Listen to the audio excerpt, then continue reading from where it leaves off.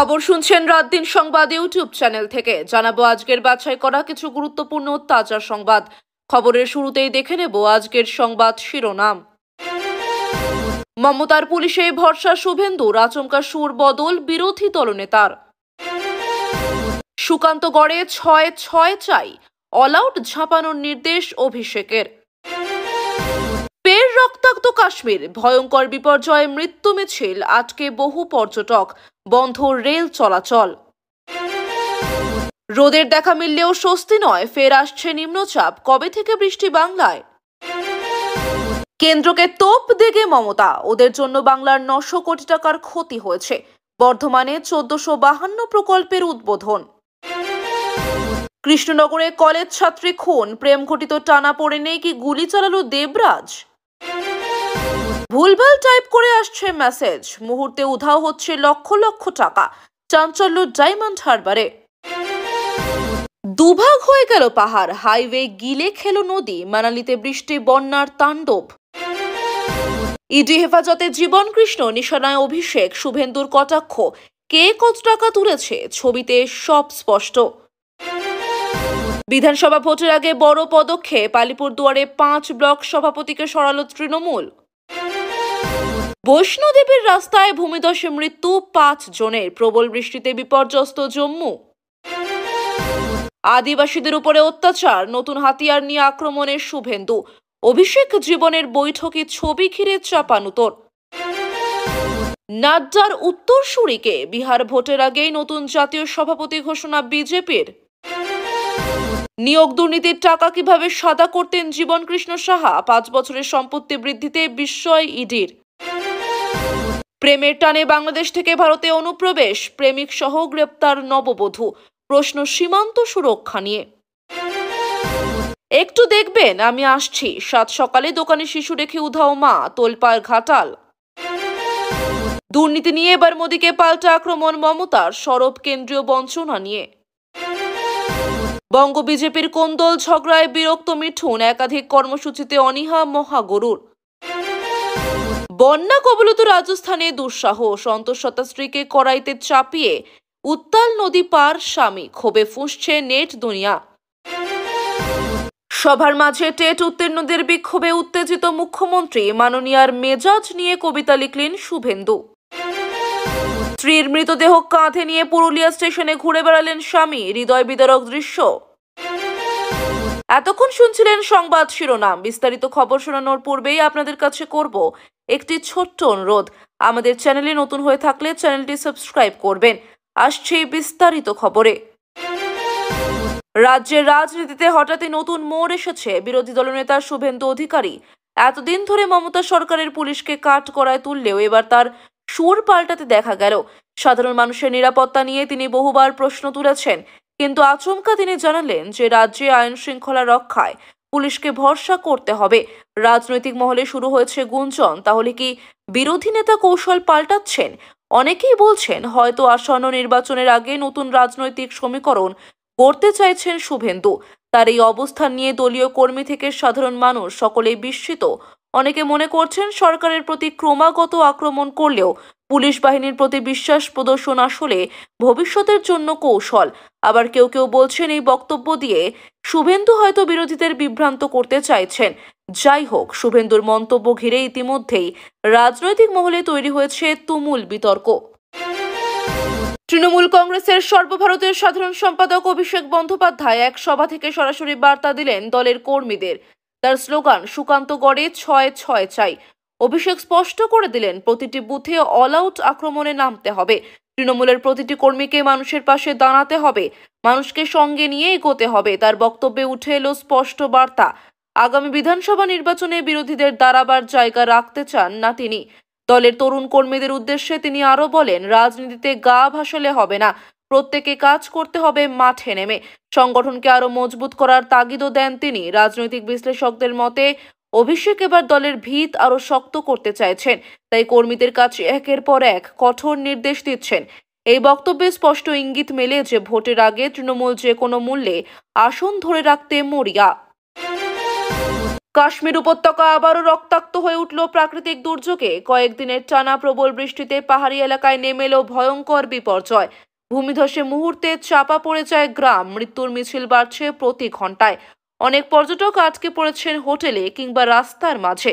বন্ধ হয়ে গেছে রেল পরিষেবা, থমকে গেছে যোগাযোগ ব্যবস্থা। আতঙ্কে দিন কাটাচ্ছেন স্থানীয় মানুষ ও পর্যটকেরা। সেনা ও এনডিআরএফ নামিয়ে উদ্ধার কাজ শুরু হলেও দুর্গম পাহাড়ি এলাকায় পৌঁছানো কঠিন হয়ে দাঁড়িয়েছে।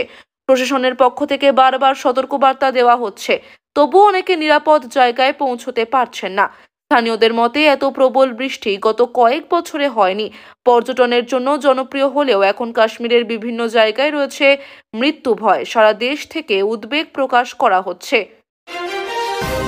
গত কয়েকদিনের তীব্র গরমে রাজ্যবাসী রোদের দেখা পেয়ে খানিকটা স্বস্তি পেলেও আবারও নতুন নিম্নচাপের আশঙ্কা তৈরি হয়েছে। আবহাওয়া দফতরের তথ্য অনুযায়ী বঙ্গোপসাগরে তৈরি হওয়া এই নিম্নচাপ আগামী কয়েকদিনের মধ্যেই প্রভাব ফেলতে পারে বাংলায়। ফলে ফের শুরু হতে পারে ঝড় বৃষ্টি। উত্তর ও দক্ষিণবঙ্গে বৃষ্টির ভিন্ন প্রভাব পড়তে পারে। কৃষকেরা চিন্তিত, কারণ ধান চাষের মৌসুমে অতিরিক্ত জল আবার ফসলের ক্ষতি করতে পারে।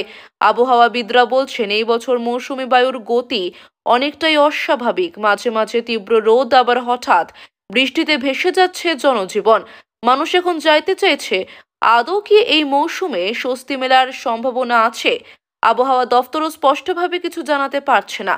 ফলে নতুন করে দুশ্চিন্তা বাড়ছে সাধারণ মানুষের মধ্যে। বর্তমানে সভামঞ্চ থেকে কেন্দ্রের বিরুদ্ধে সরাসরি আক্রমণ শানালেন মুখ্যমন্ত্রী মমতা বন্দ্যোপাধ্যায়। তিনি অভিযোগ করলেন, কেন্দ্রীয় সরকারের কারণে বাংলার প্রায় 900 কোটি টাকার ক্ষতি হয়েছে। মমতার দাবি, দিল্লি ইচ্ছে করেই বিভিন্ন প্রকল্পে টাকা আটকে দিচ্ছে। একই সঙ্গে তিনি উদ্বোধন করলেন একসঙ্গে 1452টি প্রকল্প। তার বক্তব্য অনুযায়ী তৃণমূল সরকার বাংলার মানুষের উন্নয়নের জন্য দিনরাত কাজ করছে, আর কেন্দ্র শুধু বাধা দিচ্ছে। মুখ্যমন্ত্রী আরও বলেন, ভোটের আগে কেবল প্রতিশ্রুতি দিলেও বাস্তবে কিছুই করছে না কেন্দ্র।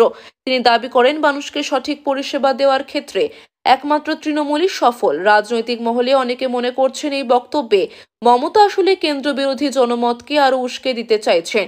তার অভিযোগে স্পষ্ট, বাংলার উন্নয়ন আটকাতে কেন্দ্র সচেষ্ট। ইডির হেফাজতে ধরা পড়েছেন তৃণমূল বিধায়ক জীবন কৃষ্ণ সাহা। নিয়োগ দুর্নীতি মামলায় জেরা করতে গিয়ে উঠে আসছে একের পর এক চাঞ্চল্যকর তথ্য। অভিযোগ, কোটি কোটি টাকা তোলা হয়েছিল চাকরি দেওয়ার নামে। শুভেন্দু অধিকারী এই প্রসঙ্গে কটাক্ষ করে বলেন, কে কত টাকা তুলেছে, কোথায় গেছে, সব ছবিতেই পরিষ্কার। ইডির হাতে নাকি বহু গুরুত্বপূর্ণ নথি এবং ছবি এসেছে, যা দেখে তদন্ত আরও জোরদার হচ্ছে। জানা যাচ্ছে, শুধু জীবন কৃষ্ণ নয়, তার ঘনিষ্ঠ অনেকের বিরুদ্ধেও তদন্ত চলছে। 5 বছরে তাদের সম্পত্তি অস্বাভাবিকভাবে বেড়ে গেছে বলে অভিযোগ। রাজনৈতিক মহলে প্রশ্ন উঠছে, এবার কি বড় মাছ ধরা পড়তে চলেছে? মানুষরা এখন উত্তর খুঁজছে, এত টাকা গেল কোথায়। বিধানসভা নির্বাচনের আগে তৃণমূল কংগ্রেসের শুরু হয়েছে সাংগঠনিক রদবদল। আলিপুরদুয়ার জেলার 5 ব্লক সভাপতিকে একসঙ্গে সরিয়ে দিলেন দলের শীর্ষ নেতৃত্ব। হঠাৎ এই সিদ্ধান্তে কর্মীদের মধ্যে চাঞ্চল্য তৈরি হয়েছে। রাজনৈতিক বিশ্লেষকদের মতে দলের ভিত মজবুত করার জন্যই এই পদক্ষেপ। অনেকেই বলছেন, ভোটের আগে দুর্বল নেতাদের সরিয়ে নতুন নেতৃত্ব তৈরি করছে তৃণমূল। আবার কেউ কেউ মনে করছেন এটি অভ্যন্তরীণ বিরোধ মেটানোর কৌশল। সংগঠনের কাজে ঢিলে দেওয়া নেতাদের আর বরদাস্ত করতে চাইছে না দল। তবে এই পদক্ষেপে আলিপুরদুয়ারে নতুন সমীকরণ তৈরি হয়েছে বলেই মনে করছেন রাজনৈতিক মহল। দলের ভেতরে এখন চর্চা, এবার আরো বড়সড় পরিবর্তন আসতে পারে। জম্মুর বৈষ্ণোদেবী যাত্রাপথে নেমে এলো ভয়ঙ্কর বিপর্যয়। প্রবল বর্ষণে পাহাড়ি রাস্তায় বড়সড় ভূমিধস হয়। মুহূর্তে চাপা পড়ে যানবাহন, প্রাণ হারালেন অন্তত 5 জন যাত্রী। দুর্ঘটনাস্থলে শুরু হয়েছে তীব্র উদ্ধার অভিযান। ভয়াবহ এই দৃশ্য দেখে শিউরে উঠছেন প্রত্যক্ষদর্শীরা। প্রবল বৃষ্টিতে ভেঙে গেছে রাস্তার বহু অংশ, যাতায়াত প্রায় বন্ধ। ভক্তদের মধ্যে ছড়িয়েছে আতঙ্ক। স্থানীয় প্রশাসন জানিয়েছে, মৃতের সংখ্যা আরও বাড়তে পারে। অনেক যাত্রী এখনো আটকে রয়েছেন পাহাড়ি পথে। ধর্মীয় স্থান হওয়ায় সাধারণ মানুষের মধ্যে আতঙ্ক ছড়িয়েছে ব্যাপকভাবে। সরকার দ্রুত পদক্ষেপ নিলেও পরিস্থিতি নিয়ন্ত্রণে আনতে সময় লাগবে বলেই মনে করা হচ্ছে। ডায়মন্ড হারবারে হঠাৎ দেখা দিয়েছে এক অদ্ভুত প্রতারণা চক্র। অচেনা নাম্বার থেকে আসা মেসেজে ভুলভাল টাইপ করলেই মুহূর্তে উধাও হয়ে যাচ্ছে লক্ষ লক্ষ টাকা। অনেকের ব্যাংক অ্যাকাউন্ট খালি হয়ে গেছে। ভুক্তভোগীরা থানায় অভিযোগ জানালেও এখনো পরিষ্কার নয় কিভাবে এই প্রতারণা হচ্ছে। পুলিশ বলছে এটি এক ধরনের সাইবার অপরাধ। সাধারণ মানুষকে সতর্ক করা হচ্ছে যেন কোনো অচেনা লিঙ্ক বা মেসেজে ক্লিক না করেন। বিশেষজ্ঞদের মতে হ্যাকিং এর মাধ্যমে ব্যাংক অ্যাকাউন্টে ঢুকে যাচ্ছে প্রতারকেরা। এই ঘটনায় আতঙ্কিত হয়ে পড়েছেন মানুষ। কেউ কেউ বলছেন ব্যাংকও যথেষ্ট সুরক্ষা দিচ্ছে না। প্রশাসন এখন চেষ্টা করছে দোষীদের খুঁজে বের করতে। মানালির পাহাড়ি এলাকায় প্রবল বৃষ্টিতে নেমে এলো ভয়ঙ্কর বিপর্যয়। পাহাড়ি নদীর প্রবল স্রোতে হাইওয়ে মুহূর্তে ভেঙে যায়।